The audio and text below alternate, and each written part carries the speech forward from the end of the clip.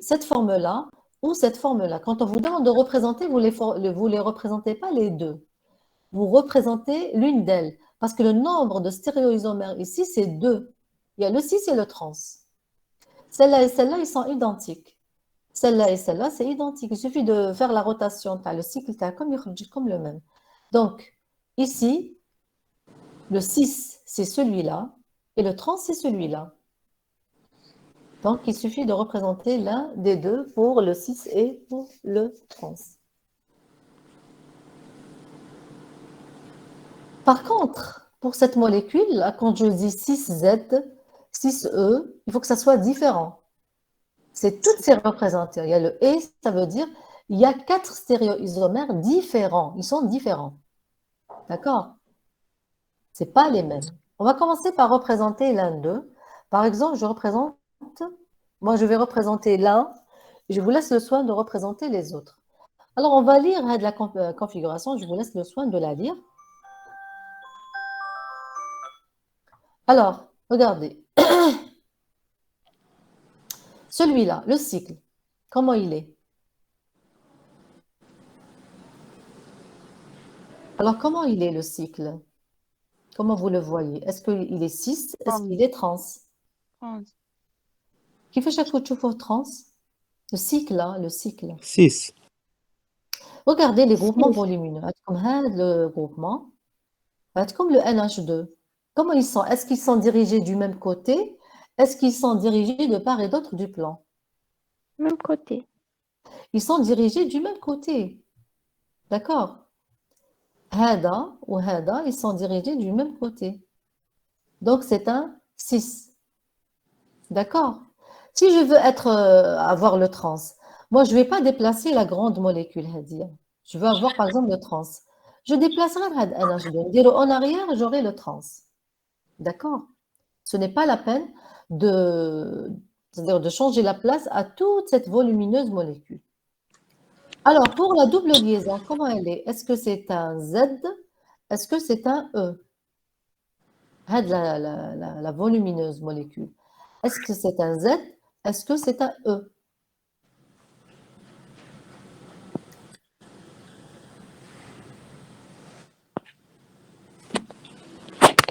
Alors, CH3 et H, qui est prioritaire? CH3 et H. CH3. CH3, d'accord. Maintenant, CH2, CONH2 et toute cette molécule, qui est prioritaire? L'autre molécule. CONH2. Alors, واحد يقول CONH2, واحد يقول l'autre molécule. Moi, je vais travailler position par position. Regardez, le carbone, je ne vois pas ce carbone, je vois le carbone adjacent. Donc, là, qu'est-ce que j'ai? J'ai CH2. Ici, qu'est-ce que j'ai? J'ai C, H, C, C. Qu'est-ce qu'on a dit selon la règle de Klein-Ingold? On voit le Z. Ici, il est lié. Désolé, j'ai un problème avec le curseur, hein, il ne bouge pas. La souris. Alors, regardez. C, H, H, C. Ici, C, C, C, H. Qui est prioritaire? Had le carbone ou le hada? L'autre, CONH2. نعاود. Regardez. Selon la règle de Klein-Ingold des prologues, on dit le C هنايا on dit le C هنا. Ils sont identiques. Je ne peux pas comparer. La liaison qui dit après ce carbone, هادية. هنا il y a un carbone. هنا il y a un carbone. Je ne peux pas comparer. Qu'est-ce que je vois? Je vois leur liaison. À quoi ils sont liés? Directement liés. À quoi ils sont directement liés? Je passe... pardon. نستنى الكرسور يخرج لي. Alors, le carbone هذايا, qu'est-ce qu'il a comme liaison? H, parce que je n'ai pas représenté. C'est H, H, c'est H2, HH, C. Mais je trouve CO, je trouve C, parce que la CO, dans la troisième position, elle est juste après, la deuxième. Donc, H, H, C. Ici, C, C, H. Qui est prioritaire? CCH. Si c'est CH, si tu fais CONH2, vous allez sauter dessus. Non. Vous voyez position par position. Respectez la règle de Cain. D'accord? Vous travaillez position par position. Donc celui-là, il est prioritaire pour ce carbone. Ici, c'est CH3. Comment ils sont dirigés? Les deux groupements prioritaires par rapport à la double liaison. Les deux groupements prioritaires, comment ils sont Même dirigés? Est-ce côté. qu'ils sont dirigés du même côté? Est-ce Oui, qu'ils sont dirigés de part et d'autre du plan? Ils sont dirigés même côté. du même côté. Alors, Hada Z ou Hada 6. D'accord? Celui-là, on a trouvé que c'était le 6. Et celui-là, ça sera le Z. Voilà. Hada vers le bas. Je crois que je me suis trompée, hein. Attendez, hein. Je vais vérifier. Non, c'est 6 Z. C'est pas le E, hein. Là, il y a une erreur. Arrêtez la diapo. Là, c'est 6 Z. Pas le E. D'accord? Là, ça sera Z. La flèche Hadia.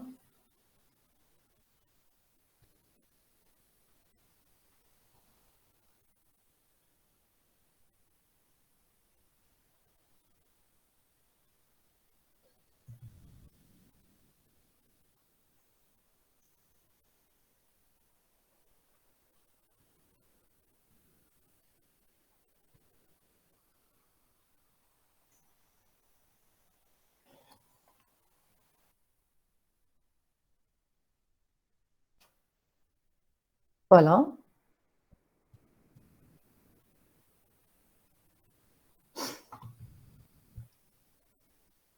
Voilà. Donc, là, il ne faut pas travailler position par position, hein. D'accord? Déjà, moi, je me suis trompée.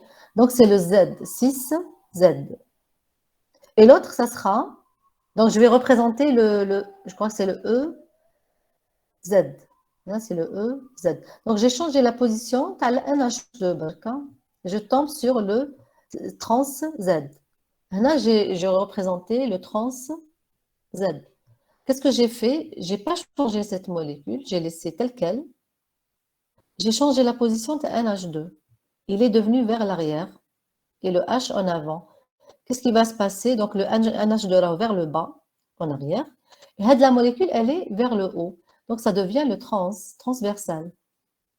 Pour la double liaison, je n'ai pas changé. Donc, j'ai laissé le Z. D'accord? Pour la double liaison, c'est un Z. Et vous faites la même chose pour avoir le E.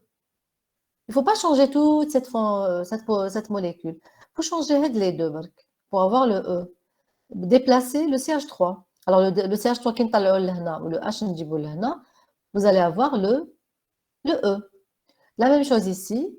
Si je veux avoir 6E, donc je déplace CH3, ou le H, vous allez avoir le 6E. D'accord? Pour le trans Z, il est comme ça. Pour le trans E, il suffit de déplacer les deux. Voilà. Donc voilà, j'ai représenté deux. On a représenté le 6Z, donc celui-là. Et on a représenté le trans Z. Il nous reste 6E et trans E. Donc je vous laisse le soin de les représenter. Alors le 6E et le trans E, il suffit de déplacer à la double liaison. Il faut toucher à la double liaison et vous déplacez la molécule.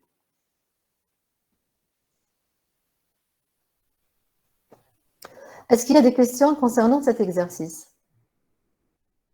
Alors, je n'ai pas représenté les deux qui restent, hein. Je vous laisse le soin de les représenter. C'est une représentation très simple, hein, ici. Il n'y a pas grand-chose.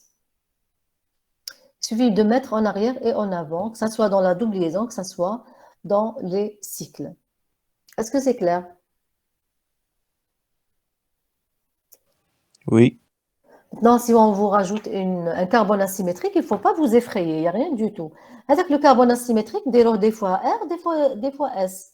Par exemple, là, par exemple, un carbone asymétrique, c'est-à-dire vous représentez tous ces stéréoisomères avec le stéréoisomère R et avec le stéréoisomère S. C'est-à-dire le nombre de stéréoisomères que vous allez avoir le R et le S, déjà, ça fait 2. 2 fois 4, ça fait 8.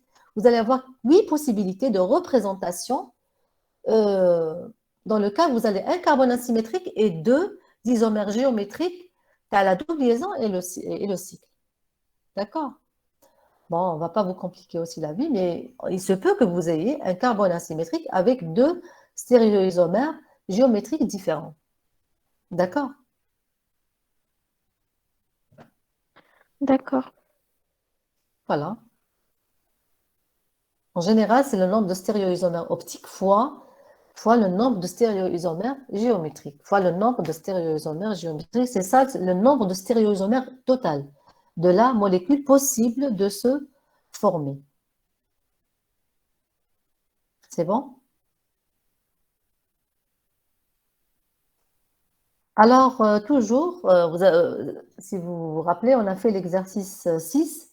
Alors, l'exercice qu'on a fait au présentiel, il englobe toutes les représentations. D'accord? Il englobe toutes les représentations allant du carbone asymétrique, l'existence d'isomérie optique, vers les relations de stéréoisomérie qui existent entre les molécules, ainsi que toutes les représentations. Donc, on a représenté pour 3 molécules les représentations de CRAM, de projectiles, tous les stéréoisomères représentés en CRAM. On a représenté Fischer, les stéréoisomères de Fischer, et on a représenté celles de Newman. Alors, dans cet exercice, on vous demande de déterminer les configurations. On vous donne des représentations, c'est-à-dire des carbones asymétriques, d'accord? On vous les donne et on vous demande de les représenter. Alors, le E, le F et le G. Voilà. On vous demande de déterminer les configurations de ces molécules. C'est-à-dire, c'est la lecture. Donc, vous allez lire les configurations pour ces molécules E, F et G. D'accord? Alors, bon, le nom systématique de la molécule, c'est quoi? D'après vous, quel est le nom systématique à cette molécule? Alors, la chaîne la plus longue, c'est une chaîne à 1, 2, 3, 4. Les radicaux, vous avez 2 amines, on va dire amino, et vous avez les C6H5. C'est quoi le C6H5? Finil. Le phényl, d'accord? Donc, vous avez, par ordre alphabétique, donc vous avez 2, 3 diamino. Pardon, là, vous avez, c'est une diamine. Là, la fonction principale, c'est l'amine. D'accord? Là, c'est la butane 2,3 diamine. Là, c'est la butane 2,3 diamine. Et vous avez, en 2 et 3, vous avez des phényls, donc diphényl. Donc, 2,3 diphényl, butane, c'est le butane, il n'y a pas de double liaison. D'accord? 2,3 diamine. Ça, c'est le nom systématique. Maintenant, le carbone numéro 2 et le carbone numéro 3, comme vous le voyez, ils sont représentés par la configuration de CRAM et ils contiennent des carbones asymétriques. Ah, le carbone asymétrique, c'est une histoire, ça y est, connue. Ça contient 4 groupements différents. Un carbone dit non symétrique ou bien asymétrique, il contient 4 groupements différents. Là, les carbones asymétriques, il faut les représenter par des étoiles, ou bien on dit astérix, ou bien des étoiles. Alors, là, on va lire la configuration du carbone numéro 2 pour la première molécule. On vous demande de lire les configurations et après, on vous demande de donner les relations de stéréoisomères qui existent entre ces 3 configurations. On vous demande de donner les relations. C'est quoi les relations de stéréoisomères? Quelles sont les possibilités de relations de stéréoisomères que vous avez appris? Si vous avez compris l'exercice 6. Hein? Quelles sont les relations qui existent entre les stéréoisomères de la même molécule? Quelles sont les relations? Qu'est-ce qu'on a? Alors, miroir, comment on les appelle? Une molécule est le miroir de l'autre. On les appelle Les énantiomères. Les énantiomères. Donc, les énantiomères, c'est l'une des relations. Est-ce qu'ils sont des énantiomères? Ça, c'est l'une des relations de stéréoisomérie qui existent entre les molécules. Énantiomères. La deuxième.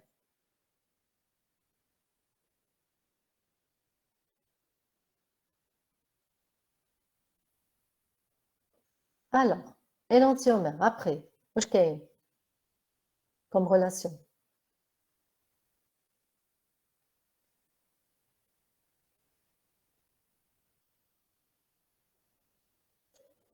Alors,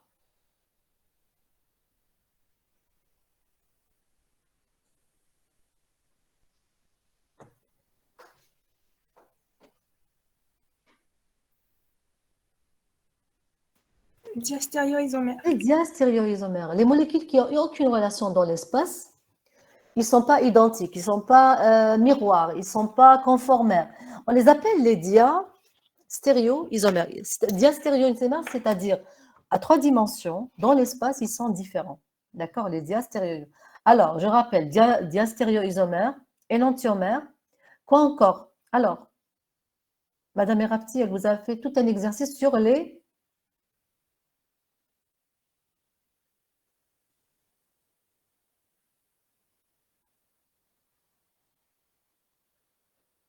la double rotation autour de la liaison sigma.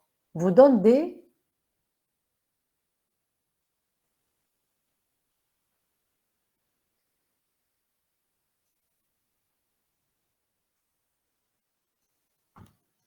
Alors, quand on fait une rotation autour de la liaison sigma, on obtient quoi? Pour la même configuration, qu'est-ce qu'on obtient?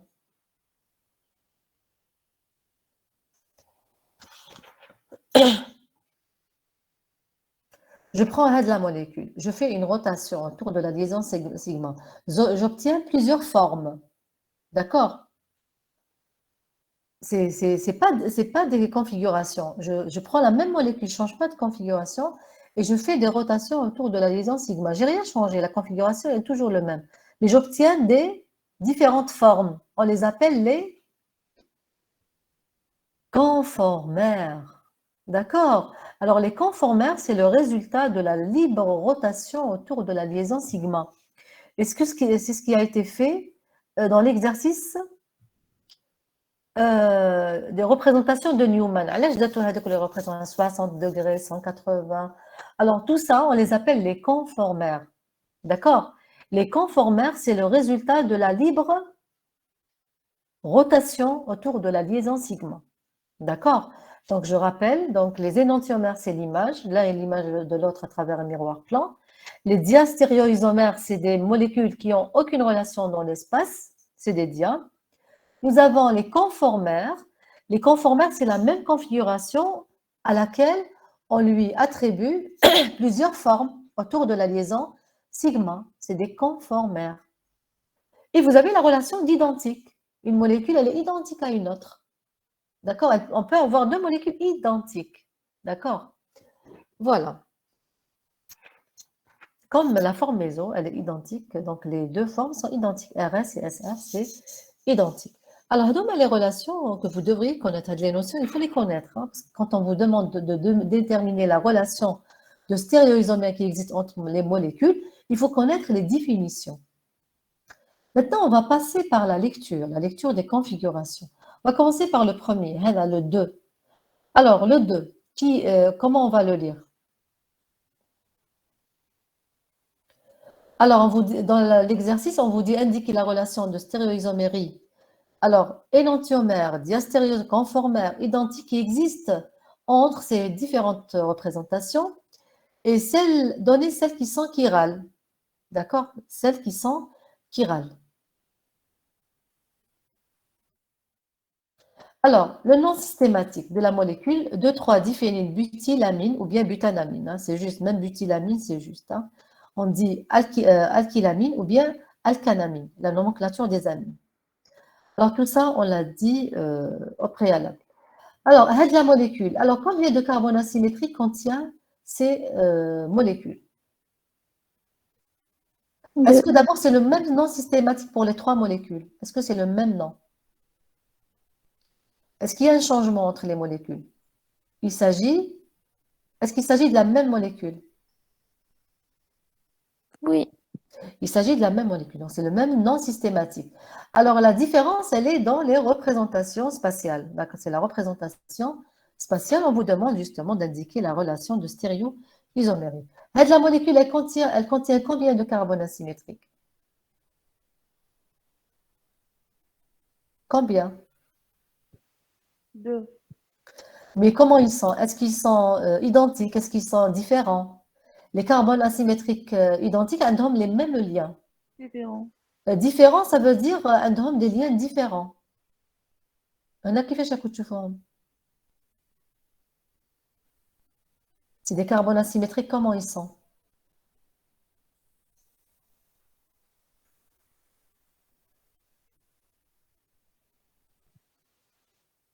Différent. Différents. واش معناه différent, واش معناه identique. D'abord, les carbones asymétriques différents, ça veut dire les liens تاعهم ils sont différents. Là, donc, on va voir carbone par carbone. Le carbone numéro 2, carbone asymétrique. عنده NH2, phényl, CH3. Le carbone numéro 3, عنده NH2, phényl, CH3. Est-ce qu'ils sont identiques ou pas? Est-ce qu'ils sont similaires, يتشابهوا? Oui. Ils sont similaires parce que c'est très important. Nous avons deux carbones asymétriques, c'est vrai, mais ils sont similaires. Le nombre de stéréoisomères qu'on peut trouver dans cette molécule, pour la 2,3-diphénylbutylamine, C'est il existe 3. 3. Pourquoi? Parce que vous avez une forme qui contient Méso. un plan de symétrie, c'est la forme méso. D'accord?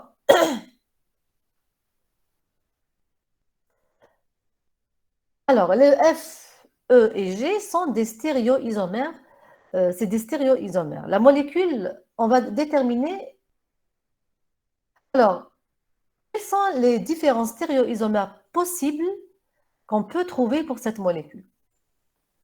Adna Rotonac 3.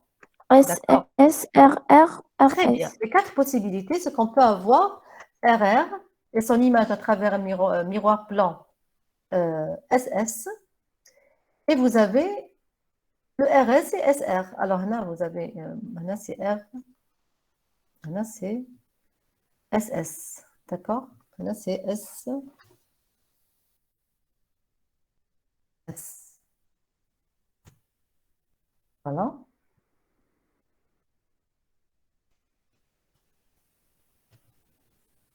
Donc, vous avez le SS, l'image de RR, et vous avez, alors vous pouvez justement avoir le couple dia, et comme vous pouvez avoir des couples énantiomères, voilà, un couple énantiomère et deux couples dia-stéréoisomères. Alors, Hadouma, c'est des données, c'est-à-dire avant de faire l'exercice, déjà, il faut que vous sachiez qu'il s'agit des molécules qui sont des carbones asymétriques qui sont similaires. Il faut savoir, pour cette molécule, on peut avoir justement 3 stéréoisomères possibles. On peut avoir le RR, on peut avoir le SS, comme on peut avoir le RS qui est identique à SR. Et dans cette molécule, les différentes relations de stéréoisomérie, on peut avoir des énantiomères, on peut avoir des dia, comme on peut avoir des conformères, comme on peut avoir des molécules qui sont identiques, des représentations qui sont identiques. On va lire les carbones asymétriques et on verra. Alors, on va lire les configurations absolues. On va commencer par la première. Alors, le carbone asymétrique 2 et 3. On va classer les composés. Donc, on va commencer par le deuxième carbone asymétrique. On va classer les composés. Vous avez NH2, CH3, C6H7 et toute cette molécule. Qui est le premier? Le carbone numéro 2, parce qu'on va le lire. Vous avez NH2, CH3, C6H5 et CNC. Qui est le premier? NH2. NH2. Après, Oshiji, est-ce que c'est 6H5? Est-ce que c'est H3? Est-ce que c'est toute cette molécule?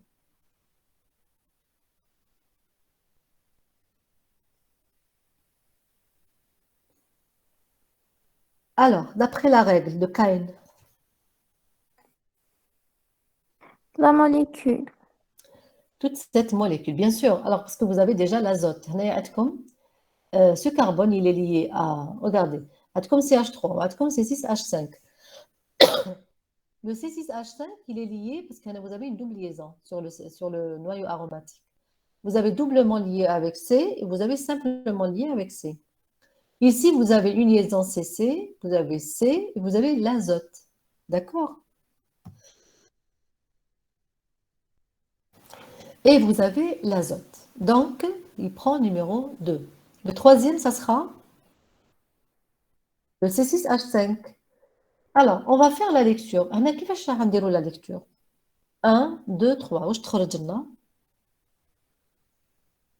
Est-ce qu'on peut lire directement? Oui, parce que le dernier est en Il est, arrière. voilà, étant en arrière, donc on peut faire une lecture directe. Right, Alors, R. le carbone, voilà, quand le dernier élément, il est le dernier composé qui contient le Z le plus bas, qui est dirigé derrière le plan, on fait une lecture directe, d'accord?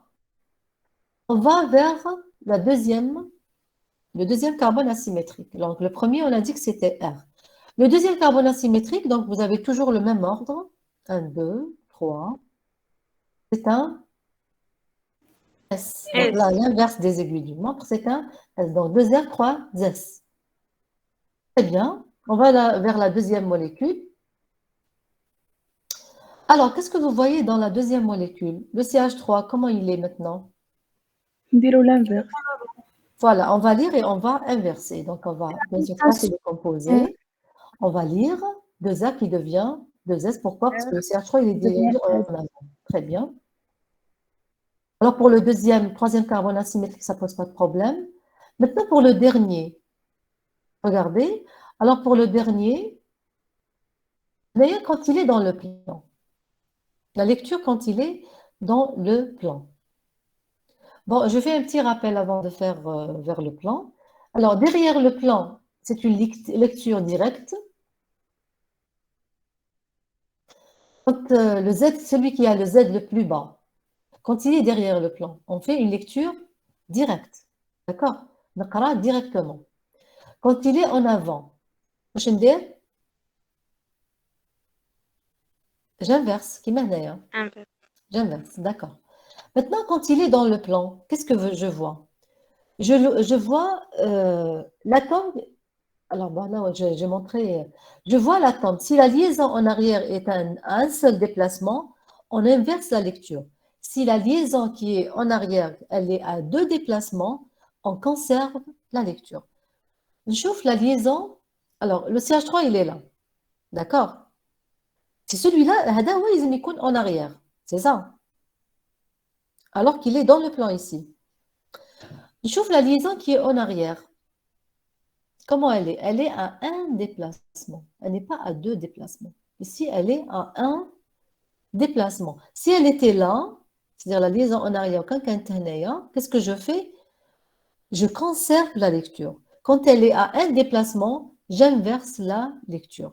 Donc, si la liaison qui est placée en arrière, elle est à un déplacement de ce carbone, on inverse. Si elle est à 2 déplacements, c'est comme si on n'a rien fait, c'est la même molécule. On conserve la lecture. Alors, dans ce cas, si on applique cette règle, comment on va lire ce carbone asymétrique? D'abord, on va classer 1, 2 et 3. C'est un 2S. C'est l'inverse des aiguilles d'une montre. C'est un 2S. Alors, est-ce qu'on va lire 2S ou la 2R?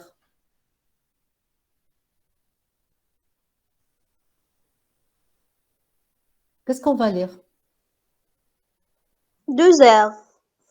Très bien, parce que la liaison qui est en arrière, elle est à un déplacement. C'est comme si donc là, une rotation de 60 degrés. D'accord? Donc, elle est à un déplacement. Le NH2, il est à 2 déplacements. D'accord? Par rapport à CH3. Donc, on voit la liaison qui est en arrière par rapport à l'élément qui a le Z le plus bas. Si elle est à un déplacement en inverse, si elle est à 2 déplacements, on conserve la lecture. C'est bon? Ici, elle est à un déplacement, donc on inverse la lecture. Ça devient R. Donc, 2S devient R. Alors, du coup, on va avoir la configuration suivante. On aura 2R, 3S. Voilà les configurations absolues de ces composés. D'accord? Donc, le premier, c'est 2R, 3S. Le deuxième, c'est SS. Le troisième, c'est 2R, 3S. Il s'agit de la même configuration. هدايا وهذا, c'est la même configuration. D'accord? Alors, quelle est la relation qui existe entre le composé E, F et G, d'après vous? Le E et le F.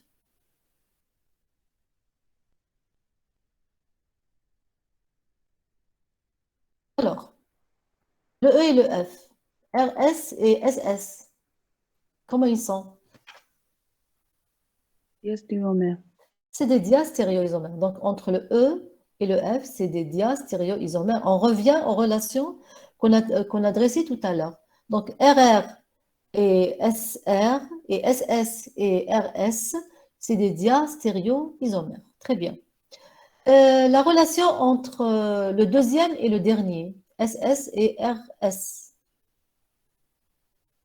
le F et le G.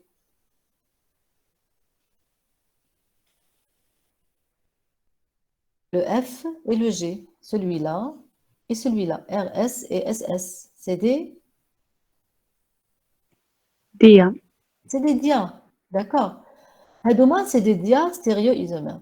Alors maintenant, RS et RS. Il s'agit de la même configuration. Qu'est-ce qui est différent? RS et RS, est-ce que c'est les mêmes?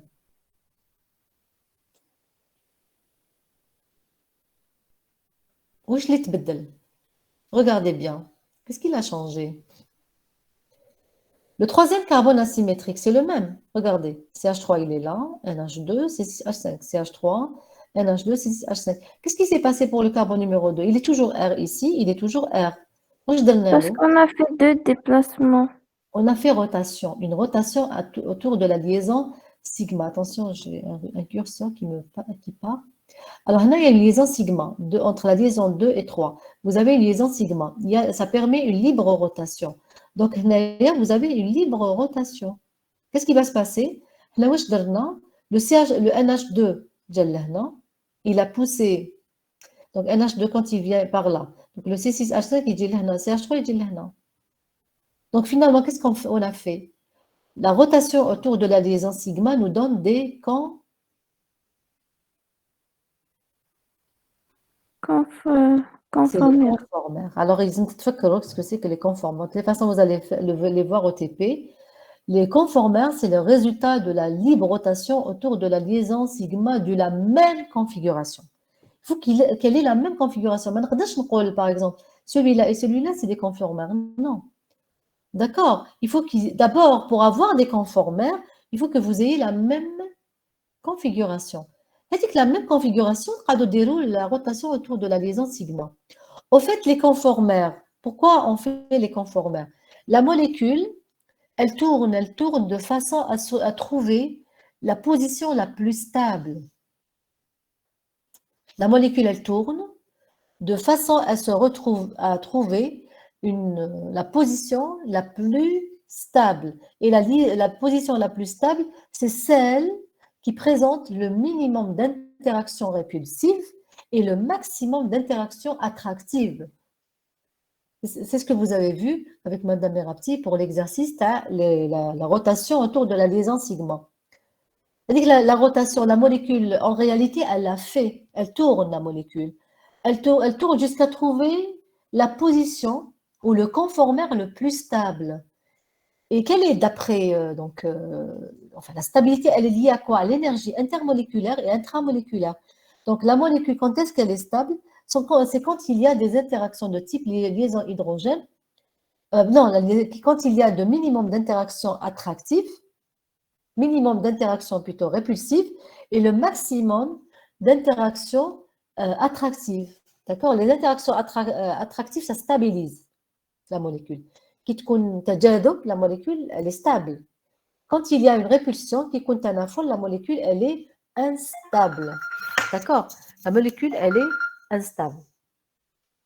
Voilà. Donc, il y a la molécule, elle tourne de façon à trouver la forme la plus stable, le conformère le plus stable. Et en réalité, elle existe sous cette forme-là. C'est la forme étoilée qui est minimum, qui présente le minimum d'interactions répulsives et le maximum d'interactions attractives. Voilà concernant les conformères et la stabilité. Voilà. Est-ce que c'est clair pour cet exercice?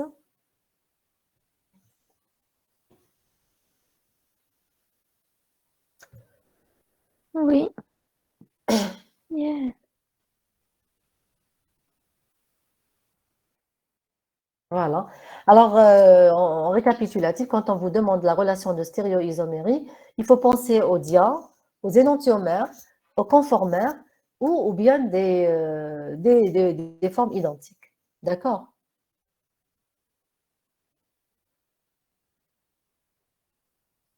Voilà.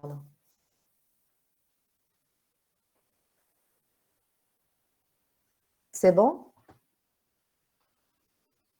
Et la stabilité, elle est liée aux interactions. La molécule, elle est stable, c'est quand il y a des interactions attractives à l'intérieur de la même molécule. Quand il y a des interactions intermoléculaires, plutôt intramoléculaires attractives, la molécule est stable. Quand il y a des interactions répulsives, la molécule, elle devient instable. D'accord? C'est bon?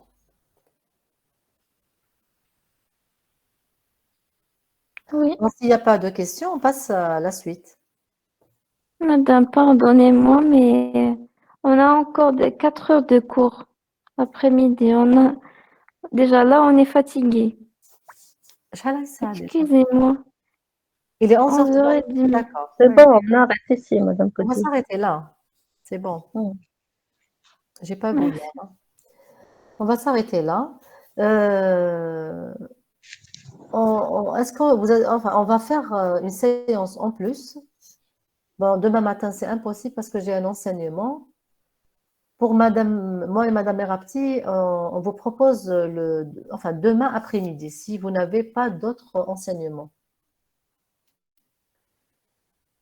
Pour terminer, au moins la stéréo.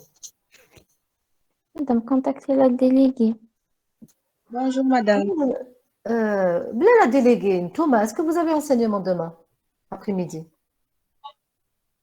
À la balcon?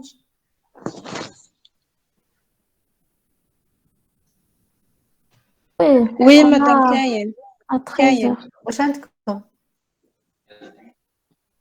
Un PCA. TD, il y a une PCA. Oui TD À quelle heure? Ça fait un PCA jeudi ou le mercredi? mercredi. De 1h jusqu'à quelle heure? ما على بالناش على قد هي تحبس بالك 2 heures. À 1h ou à midi? À 13 heures madame. La matinée واش عندكم؟ La matinée عندنا مات وما باش نسيت وشنو. Normalement عندكم organique la matinée. C'est-à-dire la séance تاعنا, on va la déplacer, c'est tout. لا هذه لا سيونس هذه اللي طلعناها كي مرcredi ما تقدروش تشدونا.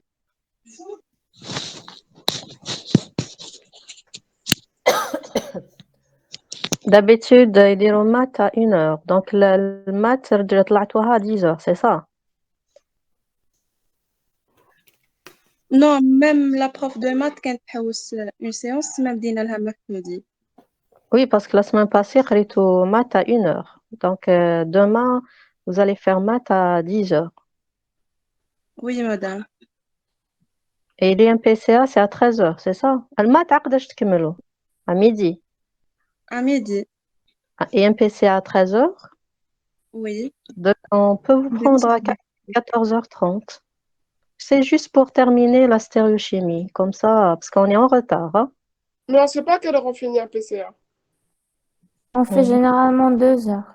C'est un وحده سي دو وحدهم تما سي دو En مازال tous ما les بقات cas, زامبل. en tous les cas, c'est à vous de voir, c'est pour votre intérêt, parce qu'on a la séance درناها. C'est pour terminer la stéréo, parce que مازلنا les effets électroniques, مازلنا les mécanismes. غادش الوقت. Où est-ce que vous êtes dans le cours? بداو les On a effets. commencé, oui. Ah, vous avez Hmm. commencé les effets électroniques. Hmm. Donc, Et donc la semaine prochaine, on déroule les effets. Donc la stéréo, لازم نكملوها. Il nous reste 2 exercices. Bon, un exercice, on l'a déjà entamé. L'exo 2, on l'a déjà entamé. Il reste l'exo 8. C'est une application. C'est un sujet d'examen. C'est un exercice pris d'un sujet Examen. d'examen. Voilà, donc on va appliquer je fais jusqu'à maintenant, faire de l'exercice. Donc c'est à vous de voir. Vous n'aurez des réponses. Cette semaine, madame, le programme est chargé, donc ما لقيناش وقت.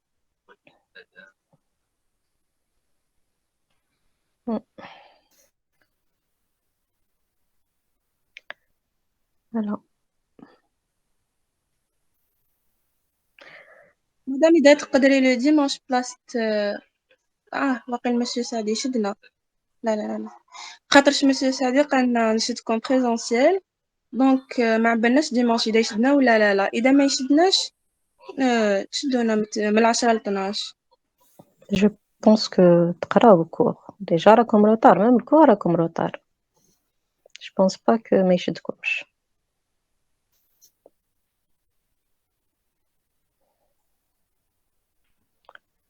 En tous les cas, c'est à vous de voir, parce que حنايا on peut pas faire plus. On vous a proposé, شوفوا on a un horaire وحنا نقول لكم est-ce que ça nous arrange. Donc si كان ما ترجعوناش la réponse حنا ما عندنا ما نديرو لكم. D'accord? Voilà, c'est pour votre intérêt. Parce que là, vous avez remarqué, On va très مدام اسمع lentement. قادرين بلا ما نكملوا لا سيغي نروحوا لا سيغي الأخرى. et إلا ما يكفيناش الوقت, c'est des exercices d'application. D'accord? Donc là, si ما يكفيناش الوقت, on va vous envoyer le corrigé ou Thomas, parce que واش راح نشوفوا في هذا l'exercice, on l'a déjà vu, on va appliquer